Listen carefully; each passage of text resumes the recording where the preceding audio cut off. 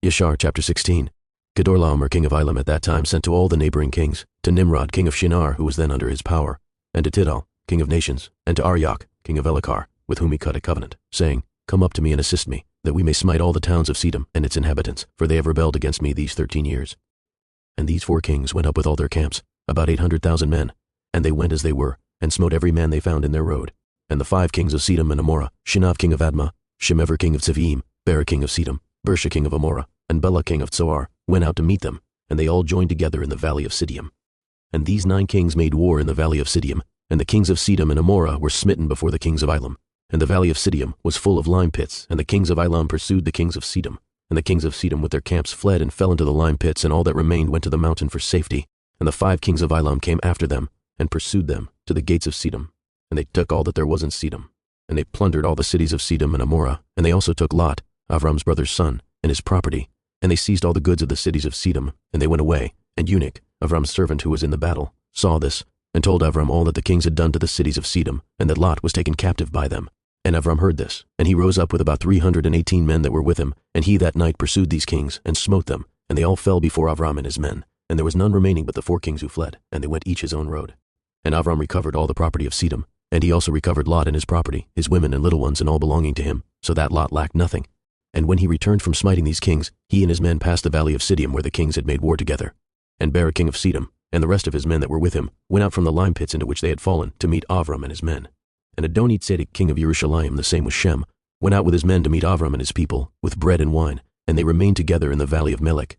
And Adoni-Tzedek blessed Avram, and Avram gave him a tenth from all that he had brought from the spoil of his enemies, for Adoni-Tzedek was a priest before Elohim.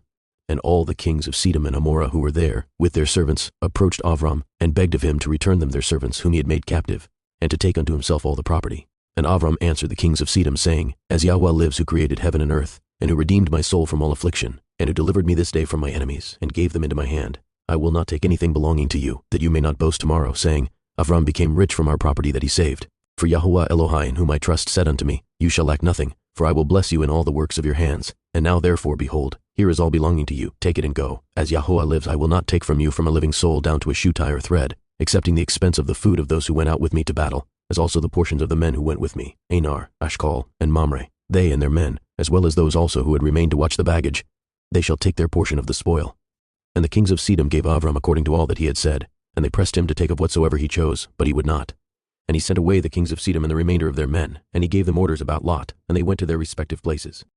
And Lot, his brother's son, he also sent away with his property, and he went with them. And Lot returned to his home, to Sedom. And Avram and his people returned to their home to the plains of Mamre, which is in Chevron. At that time Yahweh again appeared to Avram in Chevron, and he said to him, Do not fear, your reward is very great before me, for I will not leave you, until I shall have multiplied you, and blessed you, and made your seed like the stars in heaven, which cannot be measured nor numbered. And I will give unto your seed all these lands that you see with your eyes. To them will I give them for an inheritance forever. Only be strong and do not fear, walk before me and be perfect. And in the 78th year of the life of Avram, in that year died Reu, the son of Peleg, and all the days of Reu were 239 years, and he died. And Sarai, the daughter of Haran, Avram's woman, was still barren in those days. She did not bear to Avram either son or daughter. And when she saw that she bore no children, she took her handmaid Hagar, whom Pharaoh had given her, and she gave her to Avram her man for a woman. For Hagar learned all the ways of Sarai as Sarai taught her. She was not in any way deficient in following her good ways. And Sarai said to Avram, Behold, here is my handmaid Hagar. Go to her that she may bring forth upon my knees, that I may also obtain children through her.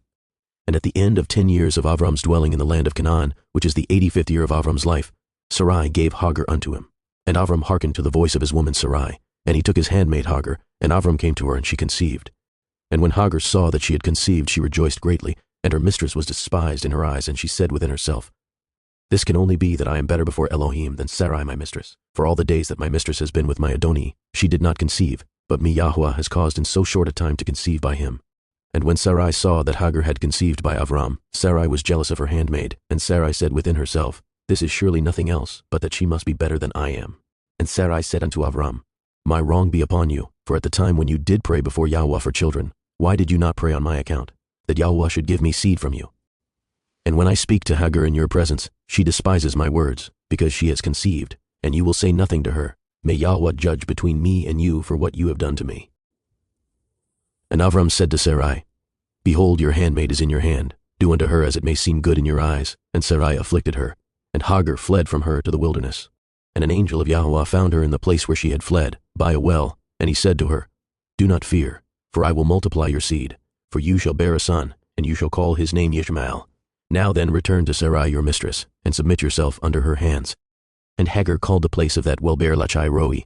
It is between Kadesh and the wilderness of Berd. And Hagar at that time returned to her Adoni's house.